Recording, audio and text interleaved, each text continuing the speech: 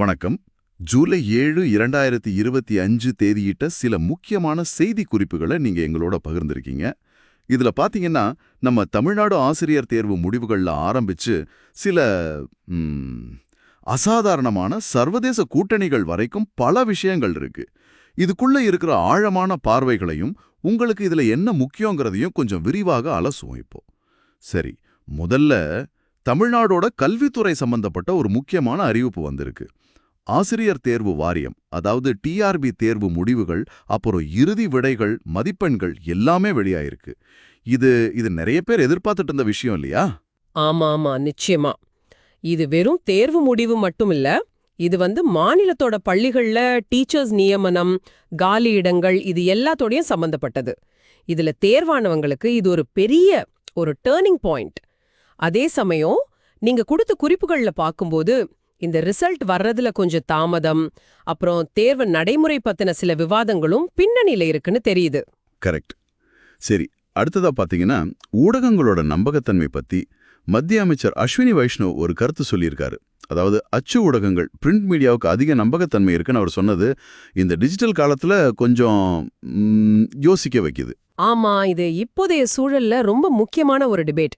ஏன்னா ஒரு பக்கம் டிஜிட்டல் மீடியா ரொம்ப வேகமா செய்தியை கொண்டு வருது, ஆனா இன்னொரு பக்கம் அதோட நம்பகத்தன்மை பத்தின கேள்விகள் அது வந்துகிட்டே இருக்கு.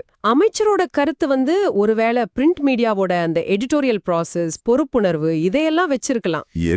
ஆனா டிஜிட்டல் மீடியாவோட ரீச்சையும் இப்போதைய தலைமுறையிடம் அதோட தாக்கத்தையும் நம்ம ஒதுக்க முடியாது. இது ரெண்டுக்கு நடுவுல ஒரு பேலன்ஸ் எப்படி கொண்டு வரதுங்கிறது தான் இப்போதைய சவால். நீங்க கூட யோசிக்கலாம் எந்த செய்தியை நம்புறதுன்னு. உண்மைதான். சரி, செய்திகள்ல இருந்து இப்போ வர்த்தகத்துக்கு வரும். இந்தியாவுக்கும் அமெரிக்காவுக்கும் நடுவுல ஒரு மினி ட்ரேட் டீல், ஒரு சிறிய வர்த்தக ஒப்பந்தம் இன்னைக்கு அறிவிக்கப்படலான்னு ஒரு தகவல் இருக்கு. இது கொஞ்ச நாளா எதிர்பார்த்தது தானே? ஆமா, மினின்னு பேர் இருந்தாலும் இதோட முக்கியத்துவம் அதை குறைச்சு மதிப்பிட முடியாது. குறிப்பா விவசாய பொருட்கள், சில மெடிக்கல் டிவைசஸ் மாதிரி துறைகள்ல இருக்கிற தடைகளை நீக்க இது ஒரு ஸ்டெப்பா இருக்கலாம். நீங்க பகிர்ந்திருக்கிற அந்த சோர்ஸ்ல கூட இது 2 நாட்டு வர்த்தகத்தை அதிகப்படுத்த உதவும்னு சொல்லியிருக்காங்க. முழு விவரம் வெளியே வந்தாதான் அதோட நிஜமான தாக்கம் தெரியும். ஒருவேளை இது உங்க தொழில் முதலீடுகள்ல கூட தாக்கத்தை ஏற்படுத்தலாம். இப்போ கொஞ்சம் உலக நடப்புகளுக்கு வருவோம். சில கவலை தரக்கூடிய பேச்சுகளும் இருக்கு. மத்திய அமைச்சர் நிதின் கட்கரி 3ஆம் உலகப் போர் எப்போ வேணாலும் வரலான்னு எச்சரிச்சுங்கிறதா உங்க குறிப்புகள்ல இருக்கு.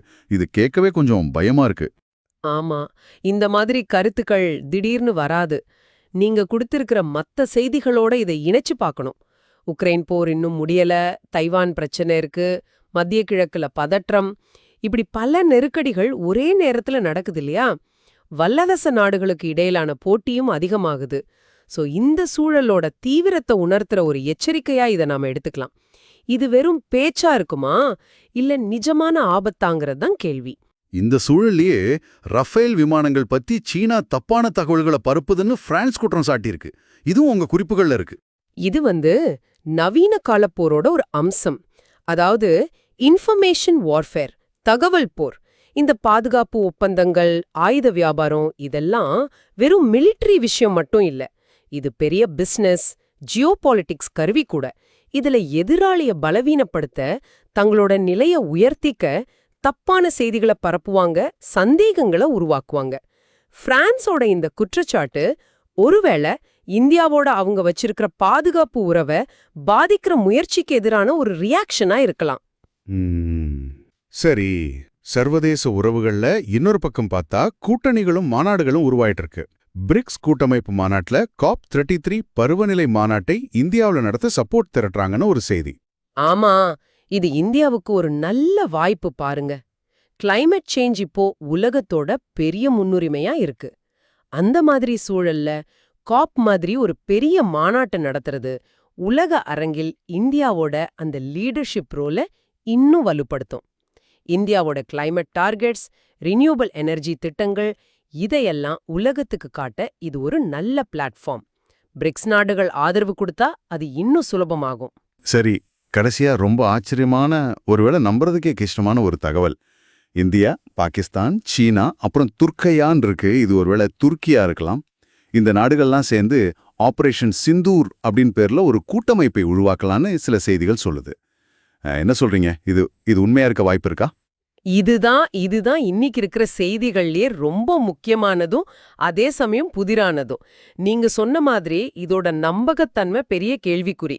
குறிப்பா இந்தியா, பாகிஸ்தான், சீனா இவங்களுக்கு நடுவுல இருக்கிற அந்த வரலாற்று ரீதியான பிரச்சனைகள பார்க்கும்போது இப்படி ஒரு கூட்டணி சாத்தியமானே தோணுது. ஆனா ஒருவேளை ஒரு ஹைப்போதெட்டிக்கல் சினாரியோல இது உண்மையா இருந்தா இது தெற்காசியாவோட பாதுகாப்பு சூழலையும் இந்தியாவோட பல வருஷ வெளியுறவு கொள்கையும் தலைகீழா மாத்திடும். அப்படியா? ஆமா, இதோட பின்னணி என்ன, உண்மையான நோக்கம் என்ன, இது எந்த மாதிரி ஒரு கூட்டணியா இருக்கும், இதெல்லாம் ரொம்ப ஆழமா ஆராய வேண்டிய விஷயம். இப்படி ஒரு கூட்டணி உருமானா அது உலக அதிகார மையங்கள்ல என்ன மாதிரியான அதிர்வுகளை ஏற்படுத்தும்? இது பெரிய கேள்வி. ஆஹா, இன்னைக்கு நாம ஆசிரியர் தேர்வு முடிவுகள்ல ஆரம்பிச்சு ஊடகங்களோட தரம், வர்த்தக நகர்வுகள், உலகப் போர் பத்தின பயம், தகவல் போர்கள், பருவநிலை மாநாட்டுக்கான முயற்சி, கடைசியா ஒரு நம்ப முடியாத ஆனா ஒருவேளை சாத்தியமாகக்கூடிய ஒரு புதிய கூட்டணி வரைக்கும் பல விஷயங்களோட ஆழத்தை கொஞ்சம் தொட்டு பார்த்திருக்கோம். ஆமா, இந்த செய்திகள் எல்லாம் தனித்தனியா தெரிஞ்சாலும் நீங்க பாத்தீங்கன்னா ஒன்னோட ஒன்னு தொடர்புல இருக்கு. உலக அரசியல், பொருளாதாரம், பாதுகாப்புன்னு பல தளங்கள்ல ஒரே நேரத்துல பல மாற்றங்கள் நடந்துகிட்டே இருக்கு. இதுல நீங்க குறிப்பா யோசிக்க வேண்டிய விஷயம் என்னன்னா, இந்த ஆபரேஷன் சிந்தூர் பத்தின செய்தி. இது ஒருவேளை வெறும் ஊகமா கூட இருக்கலாம். ஆனா இந்த மாதிரி எதிர்பார்க்காத கூட்டணிகள் உருவாகறதுக்கான சூழல் ஏன் உருவாகுது? இந்த மாறிக்கிட்டே இருக்கிற உலக ஒழுங்குல இந்த மாதிரி புதிய அணி சேர்க்கைகள் எதை நோக்கி நம்மள கொண்டு போகுது? இதை நீங்க அடுத்த கட்டமா யோசிக்கிறதுக்கான ஒரு தொடக்க புள்ளியா இருக்கலாம்.